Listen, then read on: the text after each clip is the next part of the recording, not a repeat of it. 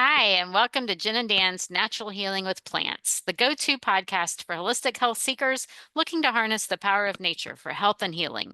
I'm Jen.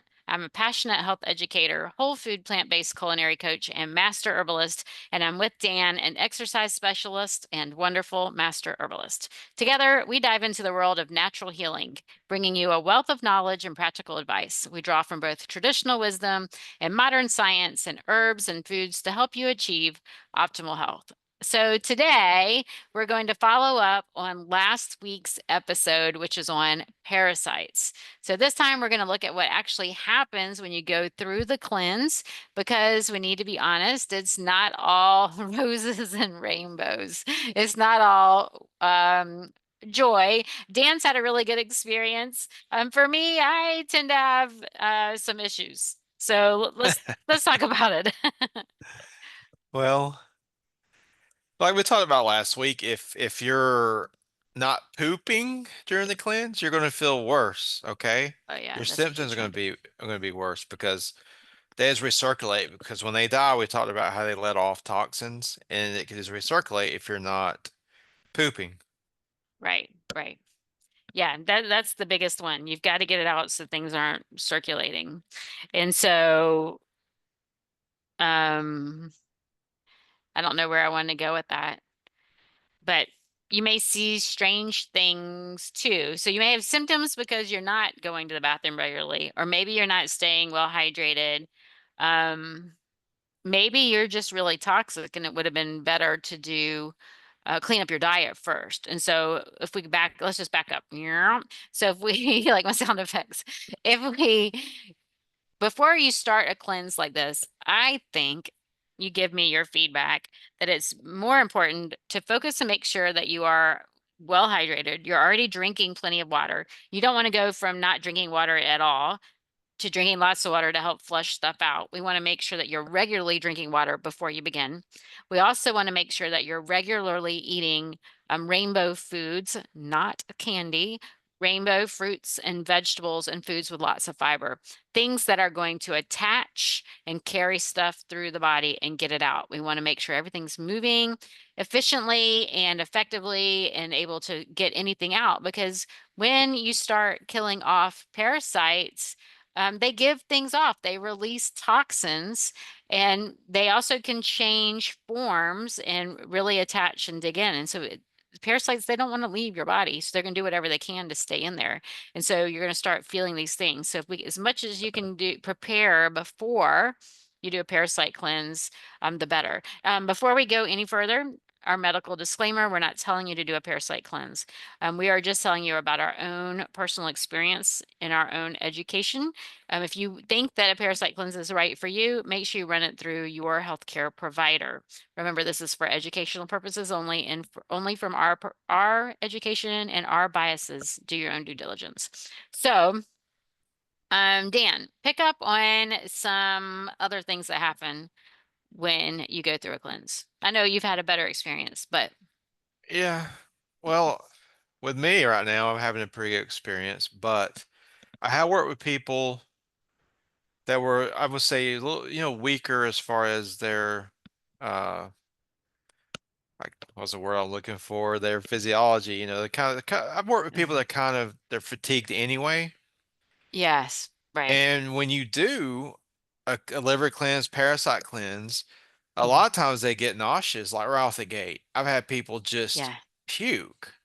So like you Yikes. were saying, Mhm. I think it's a lot better for someone like that just to start to change their diet, start to give themselves a month or two, just start to get healthy, eat more plants, make sure their bowels are going, do some Right. light things like that before we go into a full cleanse. But if you're once you get into the cleanse, like you're asking me, Mhm. and all these you're stirring up these parasites, they're not happy. You may even get cravings for foods because they're like you're trying to kill them and they don't want to die and they want to eat. But you Yeah, may they have want to some eat and fatigue. reproduce. Yeah. You may have gas and bloating. All the symptoms that you have because you may have parasites may get worse for a time when you're doing it. If you have a rash, it may even get worse for a while before it starts to get better. And brain fog's a bad one. And Mhm. sometimes When you go to the bathroom, you might see stuff in your stool, but don't let that freak you out. I mean, if you have dogs that it's it's just die off, okay? Right. Right. Yeah, well, yeah, on you it should be die off, and sometimes on the dogs it's visible and crawling around. Yeah, that's true. Yeah. You want to make sure it's Yeah. not crawling. Right. But I do like that you said sometimes it can get worse because sometimes, I mean, just like when you're cleaning your room, you're cleaning out a closet, you're cleaning out a drawer, things get worse before they get better, right? Like if I Yeah. decide to go clean out the junk drawer, all of a sudden all the stuff that was in the junk drawer is in my kitchen. So now my kitchen's a wreck as I try to clean up the drawer. And so the same kind of thing happens when we go through a cleanse. And so your body's throwing off toxins. So you can have some breakouts on your skin. You could have some stomach cramping. You could be changing how your body is processing foods as well. So maybe you regularly go to the bathroom and all of a sudden you're stopped up, or the other way around, or maybe both. And so that's something to be aware of. I've had clients who tell me they were feeling really great, and then all of a sudden they felt awful, and then they're questioning, am I doing the right thing? Well, we Yeah. go back and say, are you drinking lots of water? Do we need to add some tools to help you? And so maybe we need to do something like a castor oil pack. Um, in addition to, the water, maybe we need to do some things to help calm the body, like adding in some adaptogens, with some ashwagandha or some eleuthero or something just to help calm the body because all of a sudden we're dealing with these parasites that are fighting us, right? And so maybe we need to soothe the system as well. I also recommend to follow a schedule that's like, been tested like the Holder Clark because she makes it to where Yes. it's not too harsh at first because if you just start throwing a lot of stuff at it, it's going to make you feel worse. But hers Yes. ebbs and flows with the parasite cycles. Yes, I love that. And at the School of Natural Healing, we had a parasite cleanse that we followed, and Hmm. it also, you hit them and then you soothe the digestive tract, and then you hit them again, and then you soothe the digestive tract, and then you hit them again. And I love Dr. Hulda Clark's because it's the same thing. You're gradually hitting them so that you don't have as much die off all at once, and then you rest, and then you hit them again because, like you said last week, they have eggs. Eggs are hatching. We're not killing the eggs, we're only killing the live ones, but then the eggs hatch. So we have to make sure that we're getting them. And then there could be another generation maybe we missed. And so you want to make sure you're hitting them 3 times. And so I like a schedule like that. I know at the Institute for Nutritional Endocrinology, on that one, it's the same thing. We used Scram with extra cloves, which Dr. Hulda Clark talks so much about using the cloves. And so we're using the combination of Scram with the addition extra cloves in a gradual increasing amount too, where you start with a little bit of clove and every day you add more and more cloves. And so I do think that that's important, like you said, following something like that instead of all at once hitting them, you're going to get really sick. And also the parasites themselves will start to retreat into your tissues and they won't come out. That's why you may have a day where you don't hardly do anything, Hmm. and then you have a day where you like basically drop an atomic bomb on them that day, and then you Right, pull back again. right. So yeah, there's a science to it. Yes, yes. And I think all of them, because I've done so many different types of parasite cleanses. Um, A, because I don't want to recommend anything to my clients that I haven't tried before, but B, because I have had my own personal experience with them. I had full on psoriasis, arms and trunk of my body that I had to hide from everyone. Gone now if you're on YouTube. And I really think that it was a parasite cleanse that did it. But all of them include wormwood, black walnut hull, and clove. So at the School of Natural Healing, that's what we had. That's Dr. Christopher's product. Scram, that's what it has. And then those are the three main in Dr. Hulda Clark's as well. And so those are really important. Wormwood, the classic anti-parasitic, black walnut hull, which contains things that are toxic to all sorts of types of parasites. But then the main thing is the clove. And it has to be a really fresh clove, which when you open the Hulda Clark, you really smell the clove. The first time I did it, I didn't use Dr. Hulda Clarks. I ground my own cloves just to make sure that they were nice and fresh because that's really the only one that will kill the eggs. And so we want to make sure that we're breaking that life cycle so they're not are going to be reproducing. Yes, I call it the Holy Trinity for parasites. It's been I It's- think I think the American Indians figured it out first. That those some of the American Indians back in the day, some of the best herbalists, they would put us to shame, I think. But Yeah, I think they so figured too. out a lot. Yeah. Yeah. Well, and then there's some herbs that can help you during the cleanse. I know for me, I've been using a lot of peppermint and I've been using a lot of ginger. Both of those have helped with my stomach because I have a sensitive stomach, and so that's another thing. If you're someone who's tends to be sensitive to things, then you want to make sure you have things on standby, like marshmallow root to soothe the stomach. And at the School of Natural Healing and Dr. Christopher's and what is it? It's not intestinal sweep. Yeah. And then it is soothing digestion, the soothing digestion formula. Yeah, so slippery elm, marshmallow root, something like that's going to be nice and soothing to the gut is going to be really great. Other supporting herbs, sometimes you're talking about your stomach. Ginger can Hmm. help Hmm. with nausea. Some people it doesn't, but a lot of people it does. So, Yeah, yeah. and of course, fiber, like we talked about in the beginning, fiber Hmm. makes you poop. The fiber will also grab on some of the bodies you're killing, some of the parasites, Right, and right, take which them is what we out. want. Yeah. Yes. Yeah, boosting your And fiber. Yeah, and believe it or not, people don't think about this, but parasites actually use the bathroom too, right. and they're Right. in you. So Right. Let's get all that out. get it Yes. out. Yes. Yeah. Yeah. Let's So see. parasite cleansing will bring out things that have been hiding for years. And so we started off talking about poop. And so let's get back on the poop. You may be seeing other items in there. You may see things that look like seeds. You may see things that look like noodles. It's all, it's really, really gross stuff, but we want to make sure that it's out, stuff that you don't want in there, right? Yeah. Well, yeah. I mean, Hmm. I've had a lot of clients, even just doing a liver cleanse, sometimes they'll see Hmm. Yeah. some bugs and things. In our 14-day liver cleanse, we've seen that. Yeah. Now you should Yeah. not see food particles. If you're seeing food particles, you're not chewing well, and you need to work on that too. Yeah. And wagging my finger at you if you are, because remember, there's no teeth beyond your mouth, and so you should not see visible food items. Yes. So let's give a couple of little tips just to help somebody who is going through the cleanse. I already mentioned staying well hydrated. Sleep. Make sure you get plenty of sleep, even though some people might have a harder time sleeping when they're cleansing parasites, but hopefully you won't. That's me. And Dr. Hulda Clark. Now I can't remember what it is. I ordered it and it should come today. Ornithine? Is it Ornithine. ornithine? Hmm. Yeah. Yeah, an amino acid that can help you sleep that is useful, especially in the beginning when you start having those die-off symptoms. For me, so I started the parasite cleanse 6 days ago, and I have really been having trouble sleeping. I wake up around 2 or 3, which is when the liver is working the most, but I really think it's just part of this die-off because Oh, normally yeah. I don't have trouble with my sleep. And so, yeah, definitely the sleep.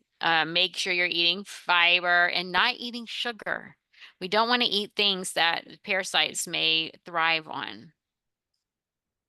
Dry brushing also helps move your lymphatic system because that's so important. The only way you can move your lymph is Yes. dry brushing and exercise. So, Yeah. And that's your septic system. We want to mm. make sure that all that is moving and flushed. We don't want to have any backups in any of those areas. So even just massaging with your fingers, the different lymph nodes along your neck, in your collarbone and your armpits, right inside your thighs, behind your knees, around your ankles, just making sure that all those areas are open and moving. And like you said before, casserole packs are amazing over the liver, especially. Yes. Yeah, and you could put it over your liver, you could put it over your lower abdomen so your liver is the right side of your ribs under your chest, or you could put it on the left side lower portion of your abdomen. That is where your descending colon is, to help move things out. So either way is very helpful. And then, of course, if you are having trouble going to the bathroom, a good herbal formula is the lower bowel from Dr. Christopher. Yes. Um, Even enemas, I mean, some people, I know people, enemas scare them, but sometimes you might need them. Yeah, yes. If things aren't moving, you've got to get it out. And so Yeah. it's not something you want to use regularly, but doing it during a cleanse just to make sure that things are moving out are fine. Just make sure you're not relying on them to go. Oh, Um, yeah. Add increasing magnesium, especially the form of magnesium citrate, that can also help moving things along, or increasing your vitamin C. So vitamin C, extra vitamin C, can help with the killing off the parasites, but also help increase bowel movements as well. And another weird thing is you may feel like sad or you want to cry some days.